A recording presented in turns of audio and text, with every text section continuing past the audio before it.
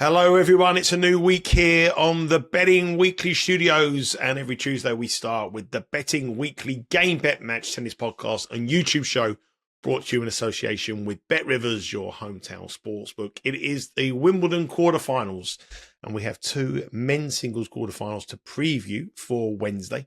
Two intriguing matches. Before we introduce you to Sean Calvert, our senior ATP Tour handicapper, I've been asking you very patiently and, consistently to hit that subscribe button to make sure that we hit 10,000. At the time of recording, we are 9 subscribers short of 10,000 subscribers, which is an amazing achievement in less than 2 years of running this channel. Please hit that subscribe button. It means the world to us if we can get that 10,000. We wanted to do it during Wimbledon. Hopefully, with your help, we can do so. We are so close. We're in touching distance to the 10,000, 9 short. So hopefully, we can subscribe. Sean, you can subscribe now. Oh, okay. I was just wondering. I was just waiting to see if there was a prize for the 10,000th subscriber.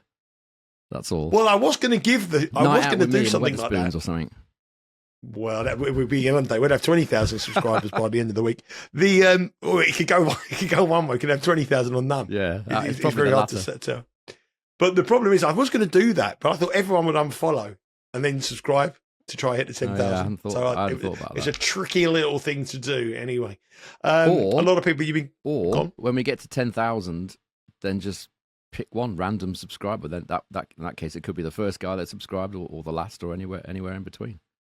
We'll could be a bit difficult with admin, but we'll try it. We'll see what we can do. But I'm sure there'll be some Bet Rivers merch that we can send out to someone who is our 10,000 subscriber or anybody else who's a subscriber as well. Obviously, we give away merch on Betting Weekly Live and on the Betcast as well. We do so. There's merch galore on the channel if you are new to it. Sean, how are you, mate? I mean, we've got to start with that match last night. I mean, that poor old Grigor Dimitrov. I mean, that was just such a bad beat for anyone who bet Dimitrov in play.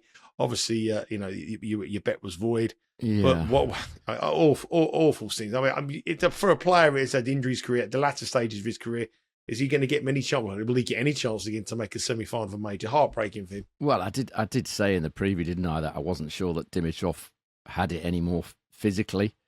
There's always something wrong with him. It's a shame, but he's retired now, and I think his last 5 majors in a row. He just, what's he, 34 years of age?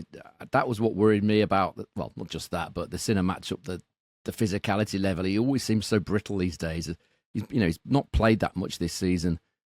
A lot of injuries. There's always something wrong with him. It wasn't a major. I mean, it was kind of a weird match. We'll talk about it a bit more in a minute. But Sinner was injured in the first game, so and he was way down on his normal level because of that injury. And then Dimitrov, he played a very, very good match, Dimitrov, but he was playing a below par Sinner, and then he got that really unfortunate injury. But what can you do? This is part of sport, unfortunately.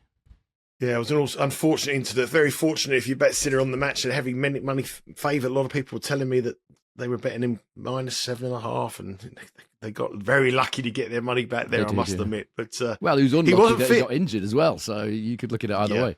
Yeah. There was ramifications on the outright market with Bet Rivers, the futures, to win Wimbledon on the back of last night. Jannik Sinner went out to about +220, I think, at one stage. Obviously, Carlos Alcaraz is around about even money now on the back of that injury.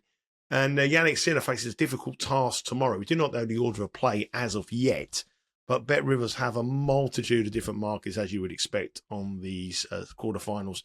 80 different markets there are available on the Bet Rivers website. And as I've said many times on this show, you will not find more betting markets on tennis matches in America, across America, North America, than on the Bet Rivers app. So make sure you download the app, and if you do have a bet on any of these matches, you can watch the match live as well.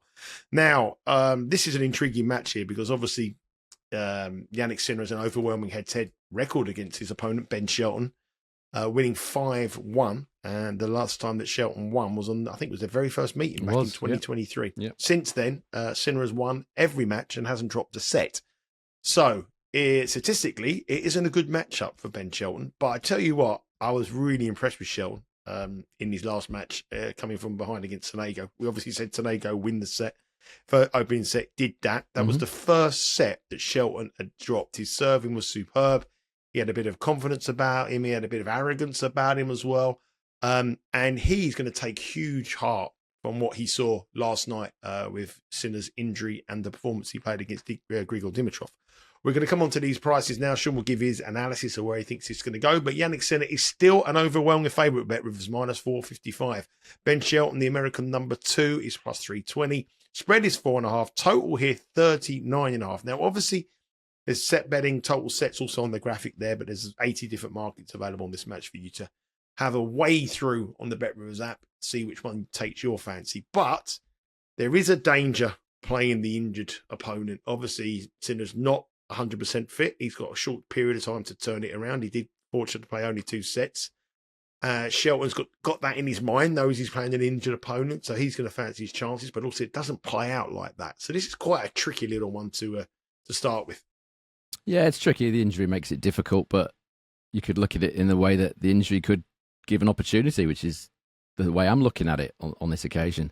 Just very briefly on the conditions, it's going to be quite nice Wednesday, 26 degrees, not much wind. There was a lot of wind, particularly the Djokovic match. That was hampered quite a lot by the wind, but no wind forecast for Wednesday.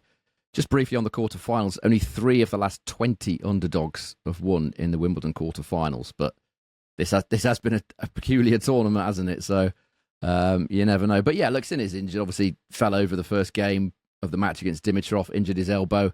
Let's see what he said. He said, quite unfortunate fall. It didn't seem like a tough one, but I still felt it quite a lot, especially on the serve and forehand. I could feel that something was happening, so we'll see how it evolves. And he often has that look on his face, doesn't he, Sinner, when there's something wrong? He's either ill or injured. He looks kind of, I don't know, looks a bit like he wants his mum or something. It all just looks too much for him sometimes when he has these little injuries. And you know, I say little injuries. It could turn out to be quite a bad one. He's having an MRI scan. I think he's probably already had it by now. Obviously, we don't know the result of that yet. I mean, it may be that he's done something, and it may be that he doesn't play this match. That's a possibility. Do you think that? It doesn't seem likely, but it's a possibility. If he has actually done something, I don't want to compare Jannik Sinner to Lagan, but Lagan injured himself. Yeah, it's a bit of a weird comparison, but Lagan did like the most innocuous fall playing football on grass, like nothing, and it got like a little fracture in his arm. I mean, it is possible that he has done something, doesn't turn up. He's played on for 2 sets there. I know he hasn't played. You know, he done it in the first game of the match. So you would think that he's going to. You would think, yeah. It doesn't. It's not likely that he would. It's possible. Not like his team are not renowned for having some side of things that can make him come through situations like this. They got some magic cream. Magic potion, magic potions. I mean, look, he was very fortunate, wasn't he, against Dimitrov, because he was absolutely miles away from his best, because of this injury. We've already talked about Dimitrov. It's really unfortunate for him.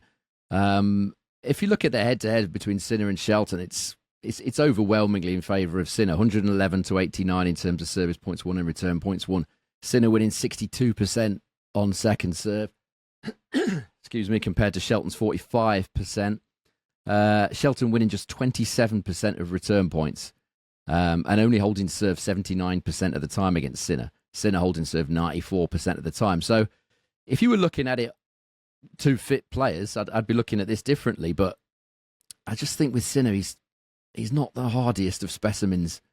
This injury did look quite innocuous, but I don't know whether it was in his head or whatever. It really affected him massively, and I just wonder if he's going to come out on Wednesday and be quite tentative with it, just thinking it'll probably be okay. But in his mind, in the back of his mind, he's not sure how it's going to shape up. So if you're in the Ben Shelton camp, you should be saying to him, look, get into this guy early, few holds, 3 or 4 holds to serve, get ahead, see how it goes, try and get that first set under your belt while he's, thinking about this injury. So I think that's the line of attack here. I wouldn't normally fancy Shelton against Sinner over the best of 5 sets, but I just wonder if there's an opportunity for us here, given that Sinner might come out feeling, a bit nervous, a bit tentative. So I'm inclined to take the plus 190 that Bet Rivers have put up here about Ben Shelton winning the opening set. Kind of similar feeling to the Sonego one, slightly different circumstances, but I think that's the play of the day as far as Wednesday's matches are concerned. Yeah. I mean, we're looking at this matches now, and obviously there's two quarterfinals being played. One of them being played just as we recording this. Fritz against Kachanov. You've also got Cam Norrie against Carlos Alcaraz. Obviously, the news have benefited Cam Norrie, but people might look at the outright market now on the show. The outright market in this morning, we will have 6 players on the outright market available. Bet Rivers. They may look at the outright market now and see that Sinner's injury. Is it a good strategy to maybe look at Novak Djokovic potentially? Yeah. In the way he's playing, and with Sinner's that semi-final, if they do get that far, obviously if Shelton plays, Djokovic is going to be a big favourite. But is it a good time to bet Djokovic on the outright market? It could well be. What price was he this morning? Do you know? Well, I mean, we don't know because it'll be totally different. I know, but I was just curious about what price. I think he was about 7 plus 350. I think around 4-1, 350, 4-1. Yeah, I just think I might want a bigger price. I mean, you'd be kind of hoping that Sinner's injured, and then obviously hoping that Alcaraz loses or Alcaraz isn't at his best or whatever. But yeah, I mean, it's a fair strategy. I'll talk about Djokovic in a minute, but it's hard to see him losing to Cobolli, and Sinner, he may well, as I say, he may well not make it as far as the semi-finals are concerned because of that injury, and then obviously you'd have Shelton, and you would massively fancy Djokovic to win that. So yeah, I wouldn't put anybody off that particular idea. Yeah, that's all going to be covered here on the Betting Weekly Game Bet Match podcast here on the YouTube channel. Please hit the subscribe button. Lots of tennis content still to come across Wimbledon. Okay, let's move on to that second quarterfinal.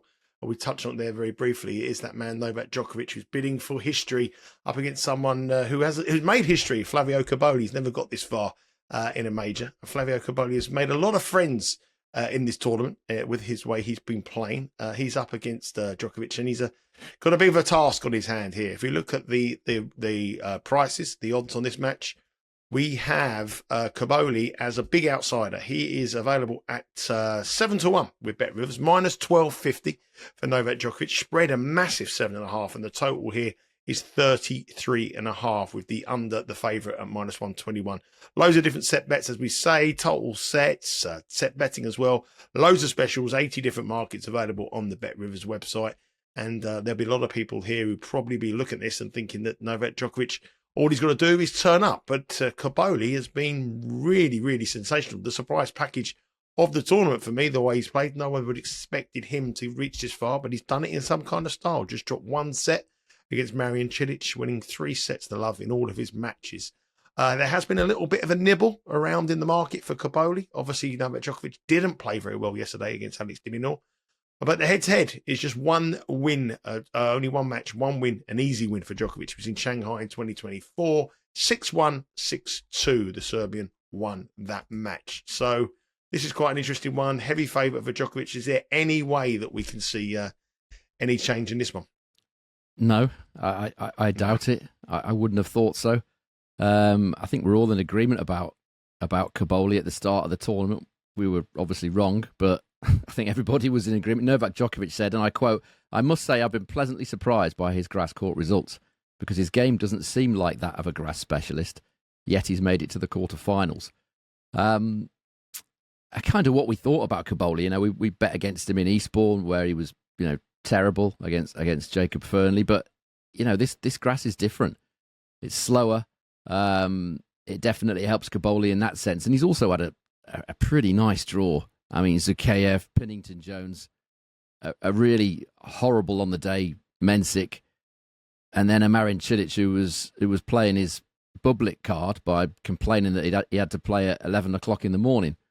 I mean, you would have thought with all his experience, Cilic, that he would have been able to figure that out by now. But sometimes you do have to play at that time, and if you're the not exactly marquee match of the day, then you are probably going to get that slot. I mean, as far as Novak Djokovic is concerned, he I thought he'd beat de Minaur pretty easy, and I suppose he did in the end if you discount the first set. It was really, really windy on the court on Monday, which made it a bit of a struggle for Djokovic and Cilic as well. He was complaining about the wind as well. Marin Cilic. So it was a problem for Djokovic first up, but then he was able to figure it out.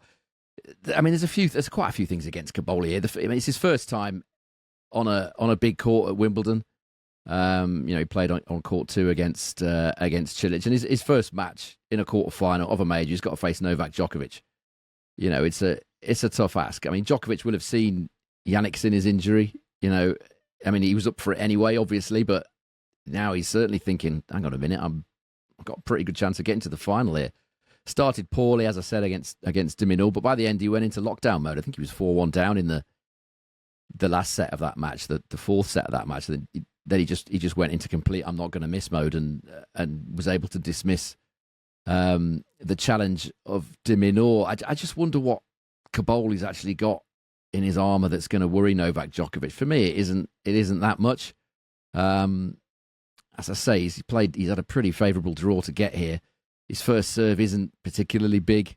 Good return game, but is it good enough to beat Djokovic? Djokovic, he's not a massive server, but it's big enough, and he puts it in exactly where he wants it. It's very underrated serve that Novak Djokovic has got, and you combine those two elements, the great serve that he's got and the great return that he's got. It's too much for players like Cobolli. Djokovic beat him very easily in that Shanghai match, which was played in quickish conditions. I mean, the service points won and return points won totals 135-65 in favour of Novak Djokovic. Doesn't get any more overwhelming than that. And it's kind of been a pattern for Cobolli in his career. When he's played top 10 opponents in completed matches, he's lost all 11 and he's only won 2 sets.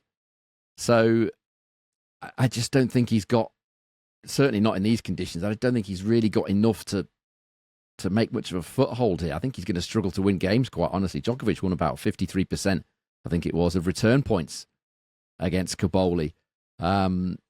I think he's going to struggle to win games here at Cobolli.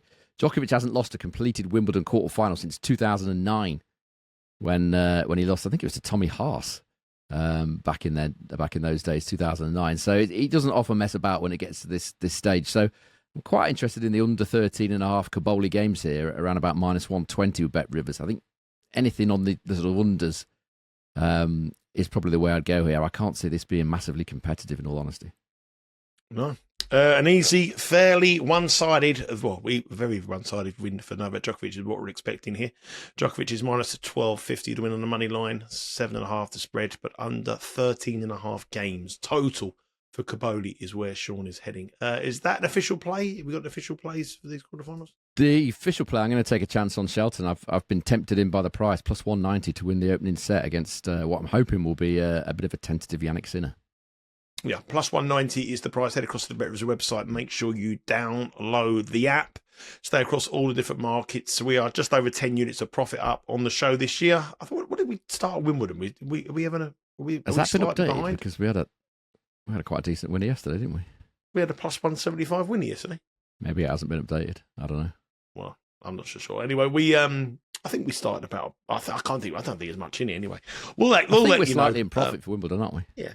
Yeah, we'll let you know what the official figures are. But 10.39, the record there says we think that doesn't include yesterday's Sonego first set win. We will be back tomorrow to look at the first semi-finals. They're both semi-finals the same day.